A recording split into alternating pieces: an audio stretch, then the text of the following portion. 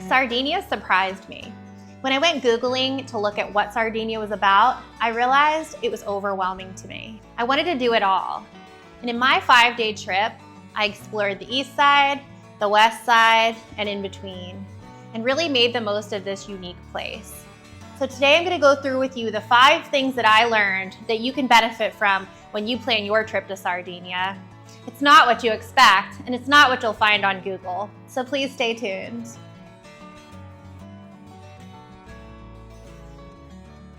So when you're planning this trip, I want you to consider the vibes of the east side of Sardinia and the west side of Sardinia. I started the trip on the east side in an area called Golfo Aranci. I picked this area because it had a high density of really awesome clear water beaches for snorkeling, and it also wasn't super touristy. I went in the July timeframe, and I can tell you that in the mornings, the beaches barely had anyone on them.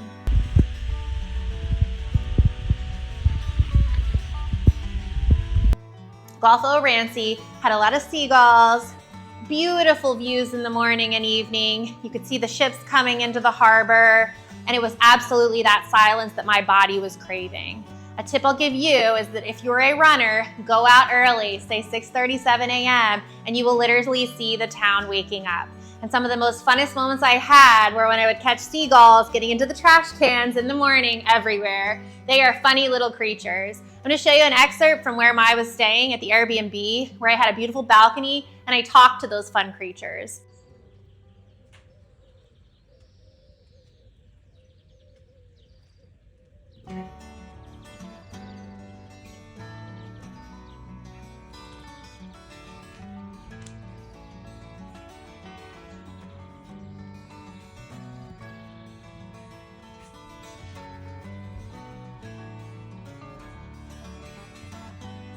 It was a beautiful vibe, peaceful and slow. Definitely good if you have families.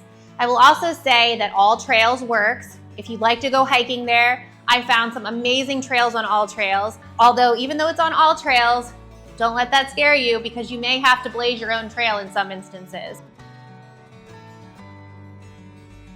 And when we blazed our own trail, I found a private beach where we were literally the only folks on that beach.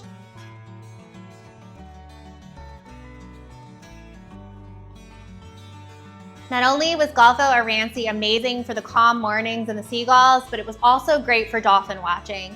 I went through TripAdvisor, and it was only about $35 a piece for a 3-hour morning dolphin ride.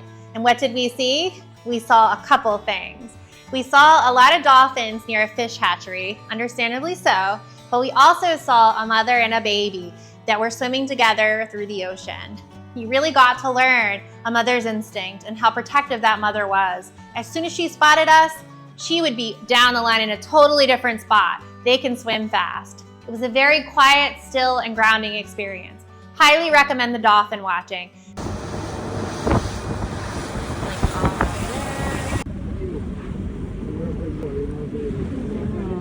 And I use that as a time for reflection and to heal. Golfo Aranci, east side, highly recommend it. It was only about 30 minutes from the airport.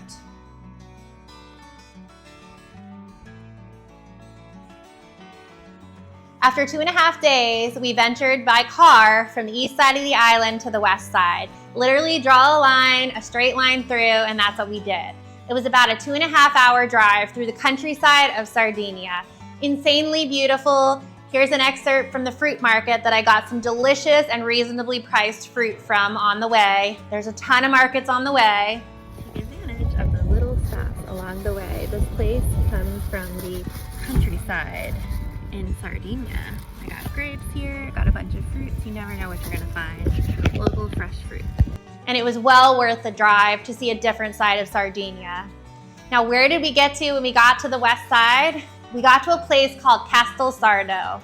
It was so beautiful. It had a castle and all these houses built around it, and then the sea was surrounding the castle.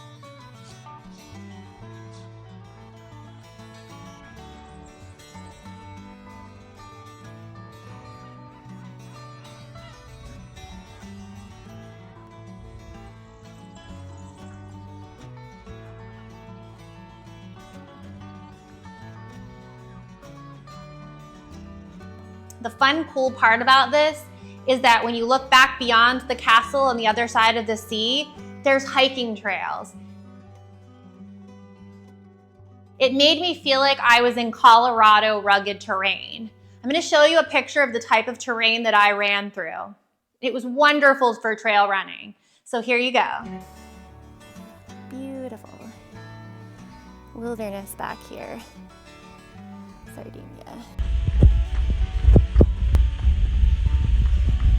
What I liked about this area is that you could get a castle vibe, you can visit the castle, you get great inclines when you're walking, and you can also visit the beaches. They're absolutely beautiful too. It had a medieval vibe, totally different than the east side, very calm too, not super touristy. There was only a few older groups of folks that I saw there, but that was it. Highly recommend Castelsardo. I will also note that the grocery stores were great for just random food finds. I found these big puffy red donuts. You're gonna see a picture here. When I asked the bakery about them, and they're literally called Castelsardo donuts. I don't know why, but it's a thing.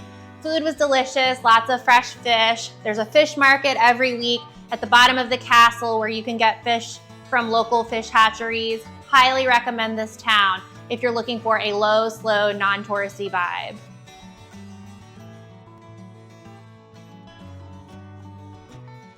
So danger, this is my opinion, but I'm gonna give you a big caution here. When you Google Sardinia, I guarantee you're gonna find a beach called La Pelosa. Well, I tried to go to La Pelosa on the last day, driving from Castelsardo to La Pelosa. And guess what? It was a disaster. Got there at 11 a.m., people are heaving throughout. Literally, there's hundreds of parking spots. Some of them you have to parallel park. Could not find one open spot, even then rotating multiple times trying to find a spot. To me, it just wasn't worth it. Although it may be one of the most beautiful spots you'll ever see. Clear water, calm water, beautiful views, beautiful architecture. It's not worth it, in my opinion. If I were you, true peace can be found a couple kilometers from where you're staying. Because if you pick a place along the coast, it likely has beaches. And if you pick Golfo Aranci or Castelsardo, you're gonna find beaches, and you're gonna find beaches without a lot of people. And that, to me, my friends, is the stillness you'll need for a healing and restorative trip. And isn't that what trips are supposed to be for? So my recommendation for you is to really watch where you go.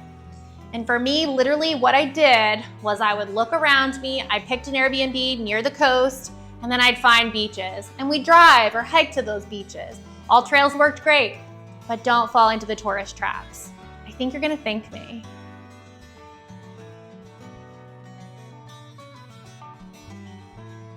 Caution, when you go to rent a car, which I say is a must to really see Sardinia, especially if you have a short amount of time, have a printed out book license. They do not accept mobile driver's license, so bring your international driver's license book. You cannot show them your international driver's license on your mobile app. There was only one place that would accept it. I had a reservation in advance, and you know what? In order to accept my mobile license, I paid 4 times what I should have. I was spending about $90 a day on an SUV in Sardinia. And you know what? That is very, very high. You shouldn't be spending more than about $70 a day on an SUV, but really the price I had for a standard size car on booking.com was about like $15 a day. So I got scammed. But, you know, when in Sardinia, and that's your only choice, you really gotta have a car. Now this trip was also very attractive to me because I'd always heard about Sardinia and it being one of those blue zones, the places that has an unusually high amount of people that live past the age of 100. So I felt that when I was there. I saw a lot of people walking, I saw people gathering their groceries, putting them on the bike and biking. It was a very earthy, natural vibe. It gave me a lot of inspiration and it caused my nervous system to regulate back after a time when things fell apart. In my last video, when I was in Rhodes, I talked a lot about things falling apart and this book by Pima Children, When Things Fall Apart. And I can tell you that this trip for me was post things falling apart and my nervous system was starting to reach a rhythm again. I even did a short, and I'm gonna give you an excerpt here from that, When I was talking about the tides and talking about emotions running through you and stirring up water and being flexible like water, that inspiration came from this town. It is not a wellness trip per se, but it was wellness for my soul. That aspect of Sardinia was amazing to me, and I wish I would have pulled the thread a little bit more beforehand, because I know it's in the food they eat, it's in their culture, their community, and you could see it. You could see all of those old folks in the mornings at the coffee shops sitting out just watching the seagulls. There is something to be said for that, and this area really spoke to me. So Sardinia really helped me process grief more than I even expected. And it was in the still moments. I'm gonna show you an excerpt from the morning here when I did a run to a town in Castelsardo. Look at the calm energy here. Watch the sea. It was a really pivotal time for me in my healing.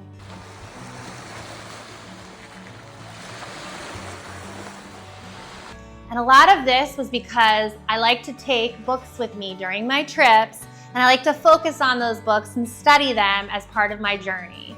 One of the books, and this is the main book I took on this trip, was another Pema Chodron book. It's called Living Beautifully with Uncertainty and Change. And the weird synchronicity about this is the stillness I found when I was watching seagulls was quite profound. And what does this have on it? It has a bird. I'm gonna say a seagull. And I'm gonna read you something that literally summarizes my vibe on this trip. Living is a form of not being sure, not knowing what's next or how. The moment you know how, you begin to die a little. The artist never entirely knows. We guess. We may be wrong, but we take the leap after leap in the dark. And that's what this trip was. It was taking a leap. It was doing something totally different. Last excerpt from Golfo Aranci, where I unexpectedly hiked to a beautiful private beach where this Living Beautifully book was my anchor.